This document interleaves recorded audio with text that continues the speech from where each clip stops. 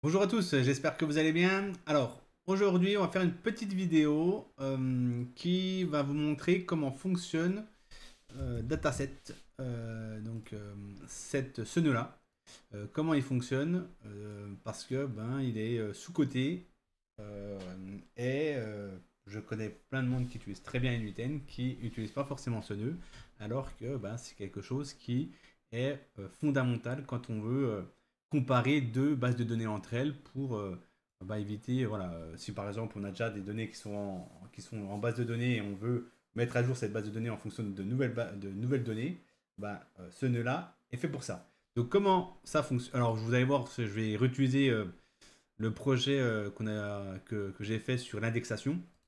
Et ce qu'on va faire, c'est qu'ici, je vais ajouter une nouvelle table qui va s'appeler catégorie. Catégorie, voilà. Et l'objectif de cette table-là, c'est d'aller chercher les catégories tac, des sites internet qui sont ici et les référencer, donc les catégories qui sont là, et les référencer pardon, ici. Donc là, je vais mettre le nom de la catégorie. Tac. Alors d'habitude, voilà, je fais plus des vidéos comme ça où je fais tout from scratch. Désolé, ça va être un peu long parce que là, c'est ce que je vais faire dans cette vidéo. Donc là, ID catégorie. Donc vous allez voir les erreurs que je vais faire. On aura sûrement. Tac.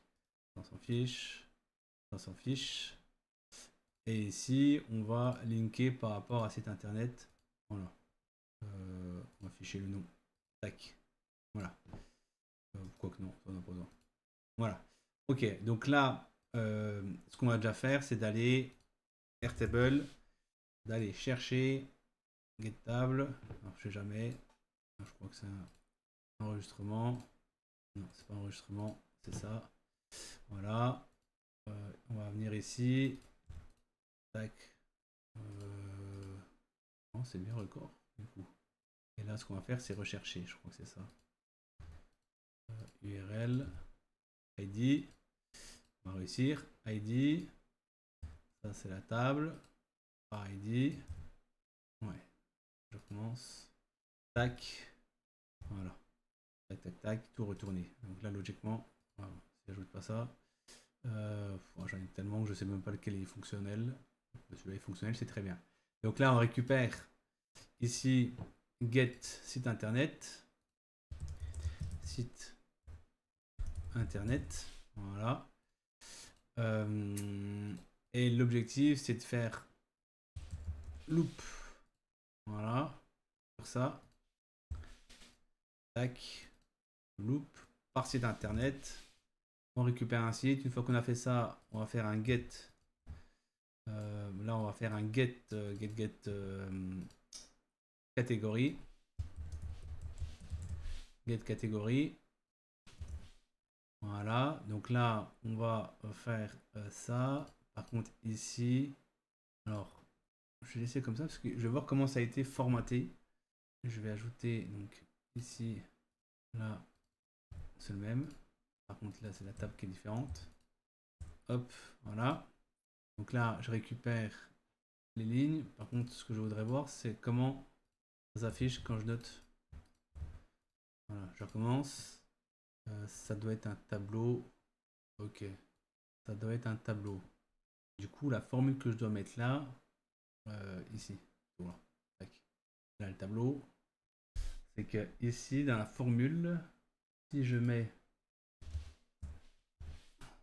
C'est là où je vais devoir tester. Alors ça, je comprends pas qu'ils aient pas mis un truc plus simple pour la formule. Je suis obligé d'aller à chaque fois dans le code, là, récupérer ça, parce que j'ai pas envie de taper. On va prendre la parenthèse. Hop. Tac. Je recommence, là je reprends ça. Et ici, si je mets directement ça là-dedans, est-ce que ça va fonctionner? Là c'est égal. 9. Non, non, non. Est-ce que il faut que je trouve la bonne formule? C'est là où ça va être un peu chiant. Il faut que j'ai quelque chose qui soit contient. Je crois que je vais pas me faire chier. Je vais pas me faire chier. Je vais pas me faire chier. On va pas se faire chier pour la vidéo. C'est pas l'objectif de la vidéo. Donc ce que je vais faire, c'est que je vais tout afficher. Je vais mettre un filtre après. un filtre. Ouais, on va faire comme ça. Bon, je vais pas m'embêter. Tac. Tac. Ouais, moi je suis. Là, je fais toujours sur Airtable ces vidéos-là, mais je suis habitué plus à comment ça s'appelle. Donc ça contient tout ça. Je suis plus habitué à du bubble maintenant. Et tac. Contient. Alors là, c'est pareil. Les deux, c'est vrai. Contient. C'est pareil, ça c'est aussi un. C'est aussi. C'est aussi. Attendez, il n'y a pas plus simple quand même là. Filtrer. Alors là, comment je vais faire pour filtrer? Des fois, des choses tout simples, on bloque. On bloque. Là, du coup, je vais. Là, c'est un tableau. Et je vais filtrer. Je veux que ce tableau-là. Ah, bah oui, mais c'est moi qui fais n'importe quoi. Oui, c'est moi qui fais n'importe quoi. C'est que ici, dans Loop, il faut que dans le tableau. Ouais, c'est moi qui fais n'importe quoi, oui. Oui, je mets deux fois la même chose. J'ai un mis débile.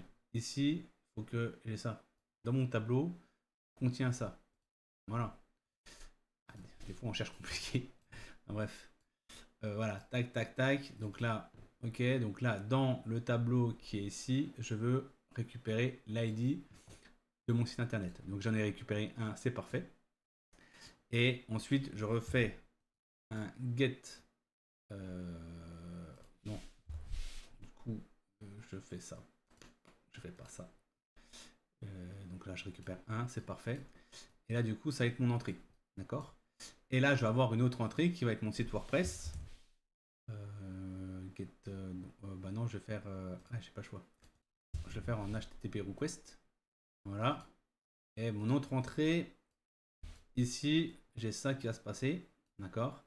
Et là, je vais aller regarder l'API de WordPress pour aller récupérer les catégories. Donc les catégories, donc là, on va dans références. Ici, normalement, on doit avoir du taxonomie. Et dans taxonomie, on va aller faire un petit get. Bah c'est ça qu'il faut. C'est ce qu'il faut, c'est ça. Hop, on récupère ça. On vient là. Ici, on met ça. Là, dans site internet, logiquement, j'ai mon domaine qui est là. Il faut juste ajouter https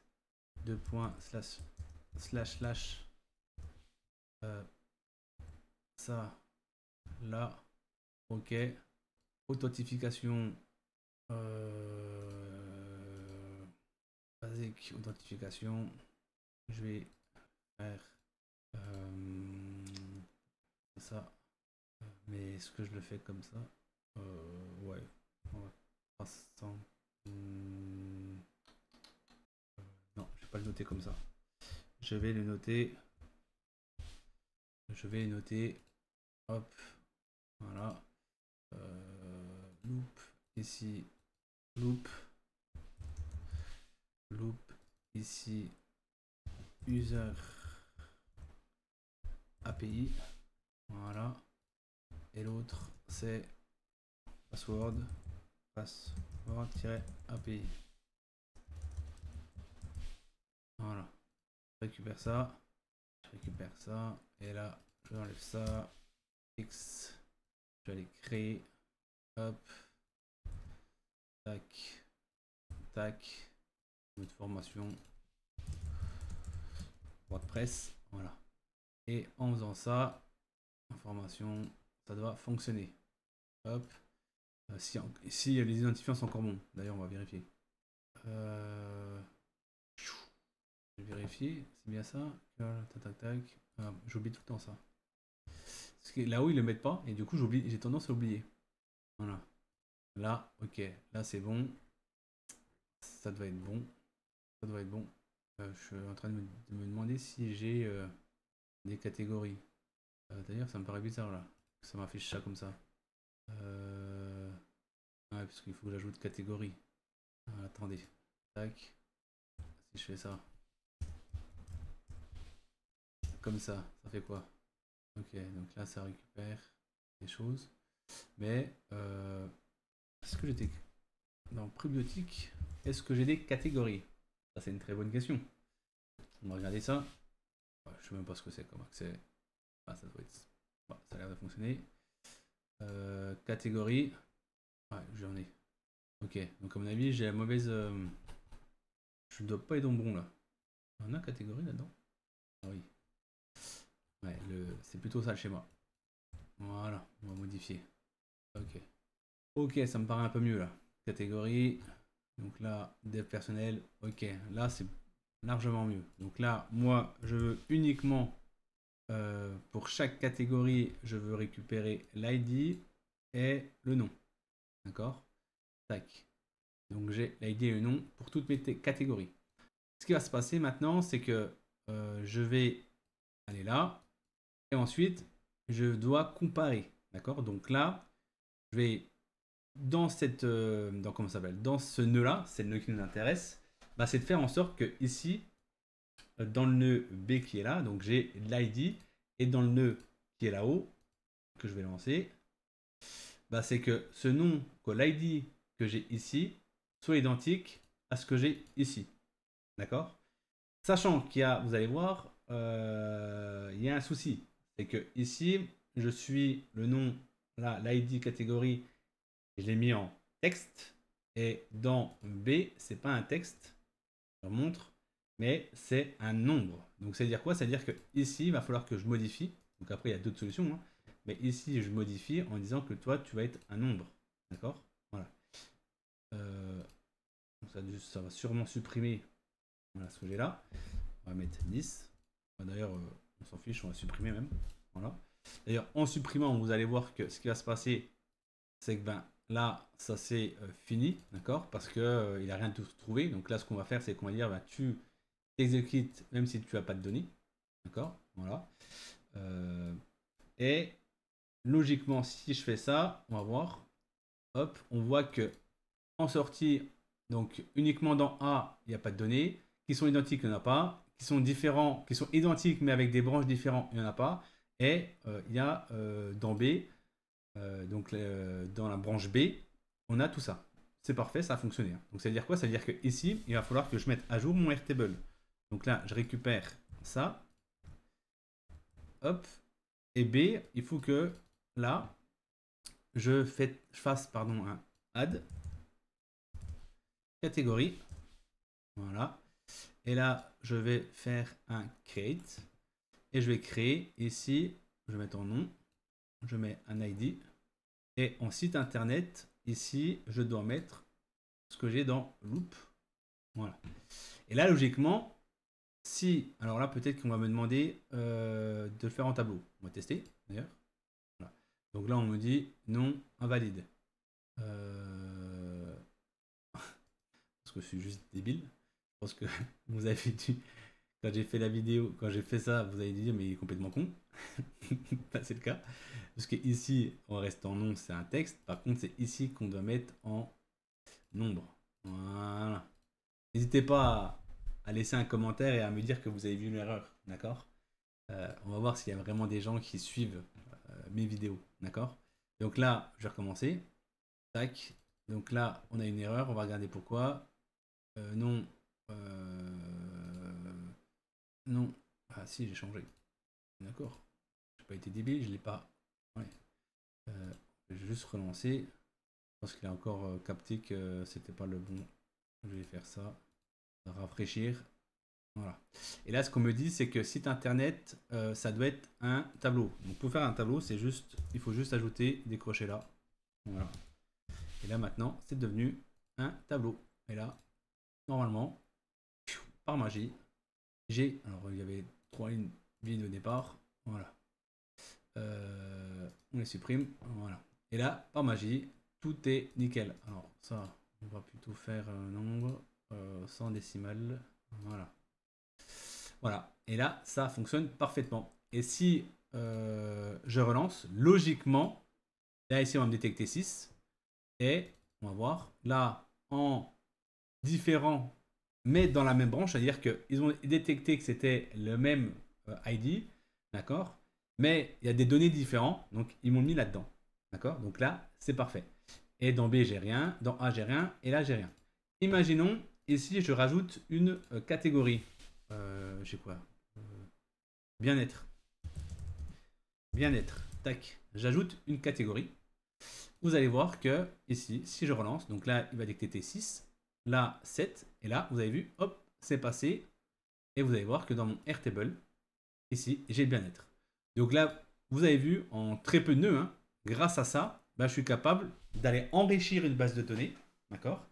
euh, Si on a une base de données maître, par exemple, et que cette base de données maître, régulièrement, on met du contenu à jour, bah, on sera capable d'aller mettre à jour la base de données, on va dire, je vais appeler ça local et distant, d'accord. On a une base de données locale qu'on va mettre à jour, avec des données à chaque fois qu'on va enrichir, voilà. Et si vous souhaitez mettre de la base de données distant à jour, bah, avec ce système de nœuds, avec juste ce nœud-là, bah, vous êtes capable de le faire.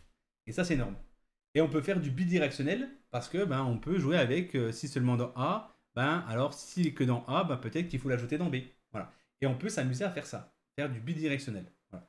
Donc vous avez vu, hein, c'est très rapide. Alors bon, la vidéo va durer 20 minutes, mais en réalité, le système de comparaison, de comparateur pardon, de base de données, c'est assez rapide avec ce nœud-là. Vous pouvez vous amuser et franchement, il est assez facile d'utilisation. Voilà. Alors le design, je trouve qu'il est plus joli hein, que ce petit plus et ce petit moins.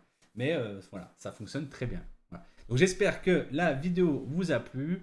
On se retrouve pour une prochaine la semaine prochaine. Ou alors n'hésitez pas, si vous n'avez pas vu les vidéos les vidéos de ma chaîne, j'en sors une toutes les semaines. Donc logiquement, il y a de quoi faire. On parle beaucoup de no-code, beaucoup de N8N.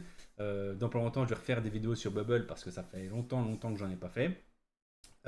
Et voilà, donc n'hésitez pas à liker, à commenter et mettre un petit pouce bleu, ça fait toujours plaisir. Et n'hésitez pas également à nous rejoindre sur le Discord, on est de plus en plus nombreux. N'hésitez pas à poser des questions, la communauté est présente pour vous aider. Voilà, je vous dis à bientôt.